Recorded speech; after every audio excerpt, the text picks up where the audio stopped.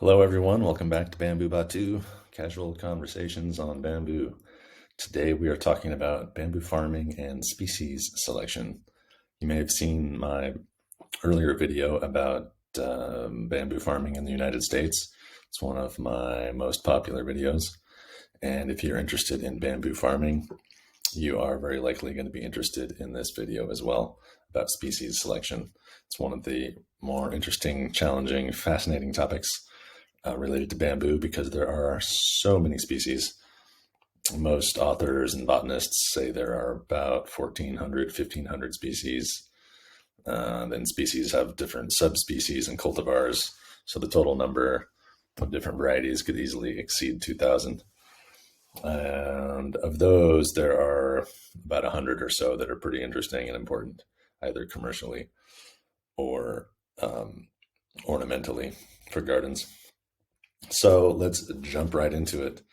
If you do a 15-second Google research project on bamboo farming, you're probably going to figure out that Moso bamboo is the most important.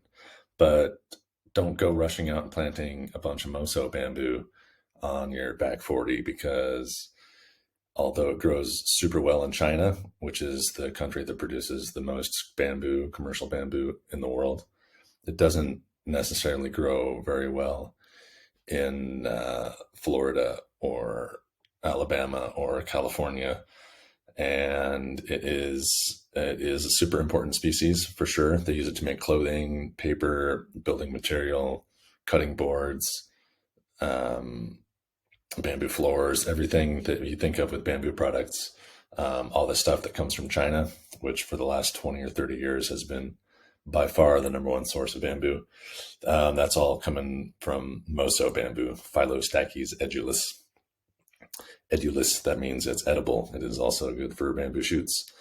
And again, it grows really well in certain parts of China. It's a running bamboo, so it grows in these vast forests. And the Chinese have been managing those forests for generations, and they've got it pretty well dialed in. But everyone I've spoken to who's tried to plant Moso bamboo in the US, even in the South where things grow really well, people have a hard time getting this one established. It doesn't do that well. Interestingly, I have heard really good reports on it growing well in Portugal and Italy. In Europe, for some reason, it grows better. It's hard to tell if it's the climate, the humidity, the soil type, what it is exactly. But it's one of these areas in bamboo where we could probably use some more research. But until that research comes along, if you're farming bamboo in the US and not in a tropical setting, then you want to be growing these running bamboos as opposed to the clumpers, which are tropical. So Phyllostachys nigra Henon, which is a subspecies of black bamboo, the very popular ornamental. This subspecies is actually a giant timber bamboo. It turns kind of grayish. You can really see that in this photo. And they call it giant gray for that reason. It's big and it's gray. Pretty straightforward there. And it's a lot easier to say than Phyllostachys nigra Henon for most people. But it grows really well, especially in the southeast US. It's very similar in most all its properties, similar to Moso. So this is a great choice. A lot of farmers, a lot of people I talk to who already have bamboo and want to identify it, a lot of them in the southeast, like say between Ohio, Maryland, Alabama, Georgia, that whole section of the deep south. There's a lot of this stuff growing there already, and it grows really well. It's a running bamboo, so it spreads out, and you get a nice forest of this. Really pretty. It's good as an ornamental as well as a commercial species. It's good for building material. It's edible, so you can grow it for the shoots. It's definitely a good choice in the temperate, mild climates. And another good one in Europe that I've seen a lot of people growing is Phyllostachys viridis. You know what? I wasn't going to try to pronounce that, and I went ahead and I tried, and I failed miserably. Unfortunately, this species does not have a common nickname that we can use. We just have to call it call it what it is. We write it down and then show that to people because we can't say it out loud. It's a hard one to say. I've heard it called green waxy bamboo, but I don't know if that's used commonly. But anyway, there it is. You can see how it's spelled. You can research it based on that spelling. Anyway, I'm sorry about that. But it's a really good species, very straight poles. They're not as thick. They're not as big around as the Moso or Henan that we looked at. But they're really straight, nice, thick column walls. So really good for building. It's almost solid in some situations, some growing conditions. The columns are almost solid in the middle, a small hole instead of being just a big hollow pole. They're almost solid through. So that makes it really strong, really good building material. Grows well in cold climates, and in Europe and France, where it's cold and rainy. I know a few farmers growing this one. They're really happy with how it grows and how they can build with it. Interesting species. You don't see it too often in the U.S., but who knows, that could change. Or maybe there's more in the U.S. than I realized. I haven't done a thorough survey of all the bamboo farms across the land, but I haven't heard about much of it in the U.S. at least. In other parts of the world, in the tropical world, where bamboo actually thrives probably the best, besides China, that is, in places like Southeast Asia, Indonesia, as well as Africa and Central Latin America, South America. Dendrocalamus asper is the species that everybody's planting. Big farms of this stuff are going up. It just grows really well. It gets really big, really straight poles, super strong. They can get 60, 80, 100 feet tall, good conditions, and nice big leaves. The shoots are edible. It's sometimes called sweet bamboo. Sometimes they just call it giant bamboo, which is not a real precise term to use because there's lots of giant bamboo out there. But this is a big one that is really good for commercial use. It just grows really well. It's good for food. It's good for building material. You can make anything else with it, charcoal, biochar, all that. And they're planting a lot of this on the bamboo farms in Africa that have been going up. This is a real popular choice. Even in South America, where there's a lot of Guadua bamboo that grows already, a lot of farmers are actually planting asper instead. It performs really well, even better than some of the other asper, some of the other Dendrocalamus species. Here's a nice greenhouse filled with asper. This is in southern Africa, in Malawi, I believe. And they're propagating lots of asper because it does grow so well and it is so very useful. It's not that popular as an ornamental species, unlike Dendrocalamus giganteus here, very close relative. They look really similar. Giganteus in the tropical climate, say down in Florida, South Florida, maybe Southern California a little bit, you can grow this. It's got nice smooth culms. The asper at the culms, at the nodes, get kind of rough and fuzzy around the nodes. And it's not as pretty as an ornamental species, but asper is not as pretty, that is, as giganteus. So, but giganteus, the culm walls, as I understand, are not as thick as asper. So asper is really a better commercial species, and giganteus is a good ornamental if you want to have a huge, massive bamboo in your yard. Makes a really good centerpiece if you've got a big yard, and when you want something that's going to make a statement, this will make a statement. It can grow 60, 80 feet tall for sure.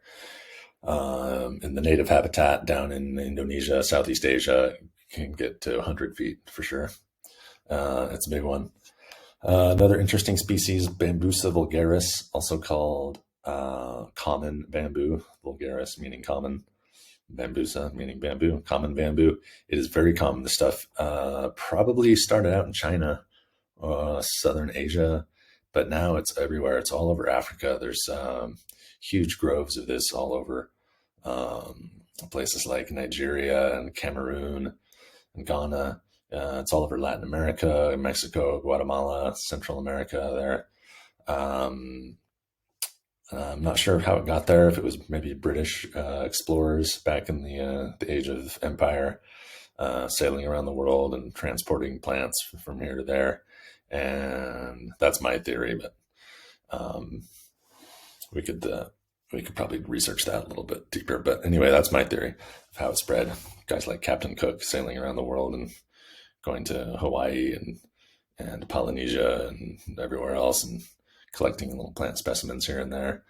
And this stuff is just it's a survivor, and it's super useful. So people will plant it and propagate it because they discovered it's super useful, super strong, good building material. Turns out it's not as good as something like asper. The culms are not as straight.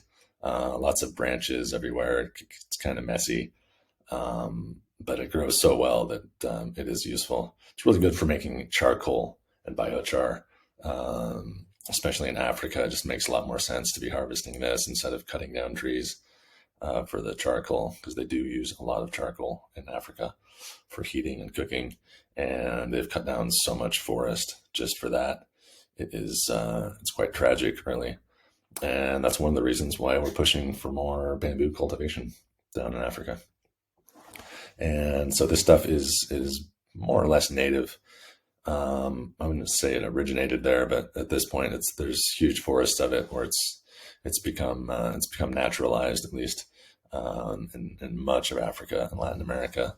So it makes sense to make use of it, harvest it responsibly, and yeah, make use of it. If you're planting a farm, I probably wouldn't recommend planting, acres and acres of this stuff. But if it's widely available, it should be used and managed. Bambusa blumiana, also known as thorny bamboo, because of the big thorns. Yeah, it's got thorns on it, which makes it not a great choice as an ornamental. It does make it a little bit difficult to manage and harvest when you get these big thorns. But the culms are big and thick, producing lots of biomass, really good quality biomass. If you're making paper or something and you just want lots of pulp, this is a good choice. Grows super well in Southeast Asia. Haven't seen it propagated in a lot of other places. I think they've grown some in Africa a little bit. It's native to northeast India, around the Bangladesh area there, around Calcutta. I believe that's where it originated. Maybe down in Southeast Asia. It's a little bit tricky to know where these bamboos started out. People have been using bamboo for so long, and exchanging plants back and forth, and then hybridizing plants. So you get to the point where you can't tell, is this a different species or just a different specimen of the same species? And it's fascinating, really. I could get into it all day long. Bambusa beachiana is a really cool one. It produces these massive shoots. Look at those things, are monsters. The clump is not that big, but the shoots are just enormous. This is in Laos, I believe. Southeast Asia, they cultivate this specifically for the shoots. Very good tasting, very good size, and the plants produce a lot of them. So it makes for good business if you're in a tropical place.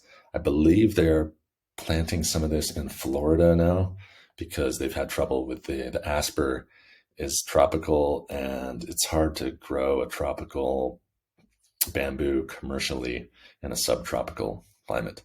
The frosts make it hard to grow dendrocalamus varieties.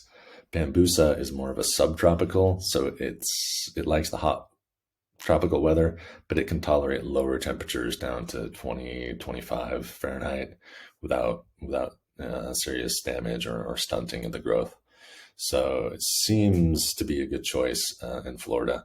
It's probably going to take a few years to see how it performs over the long term, but it's showing great promise, specifically for the shoots. The culms, the poles, I think are pretty good, but they're not superior quality like the asper or some others. Old hammy is another good one. I don't think I included that in this little slideshow here. I tried to narrow it down to a dozen species. you can rewatch the video and count. If I only had a dozen, but Old Hammy is a good one. It's also bambusa, grows well in subtropical, warm, mild climates. So that includes most of the Southeast, California, Florida, and the shoots are edible. The poles are big, 50 to 60 feet tall, super straight, super strong. In the U.S., Old Hammy is a good choice for sure for farming. Some other interesting species, Tambong. This one is cool for a couple of reasons. The name Tambong, you see, is a Vietnamese name. It is not a Latin name. We don't actually know for sure what it is. A lot of people say that it's Dendrocalamus strictus, which is related to asper and the giganteus that we looked at earlier. But as you can see, the other interesting thing is the culms are solid, totally solid. There's not even a small hole. And so they're really great for certain building applications. They're going to be super strong. They're not going to crack open. Really interesting. Dendrocalamus strictus does get really almost solid culms like this, but I see the poles being a lot larger.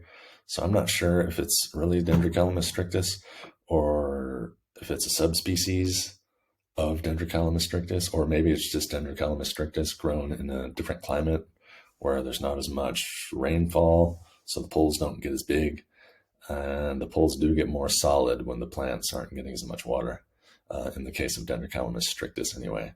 I don't think that rule applies across the board with all bamboo species, but with D. strictus, the culms will be more solid with less watering.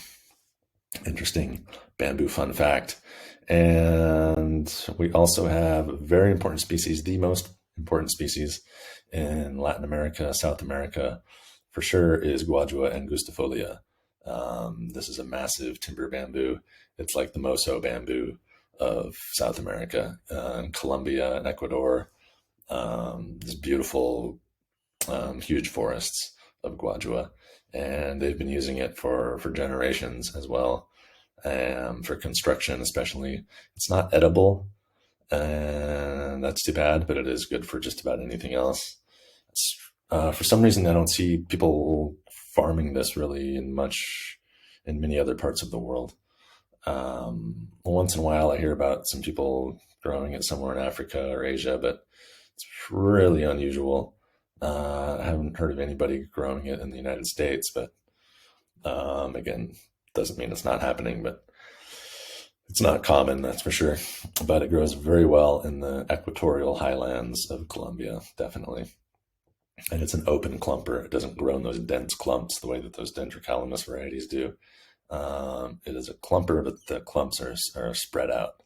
So when you see a forest of it, it looks a little bit more like a Moso forest because of the way the shoots spread out. But technically, it is a clumper. It's a neotropical bamboo, so of the New World and of the tropical variety. Tropical usually is synonymous with clumping when it comes to bamboo species identification.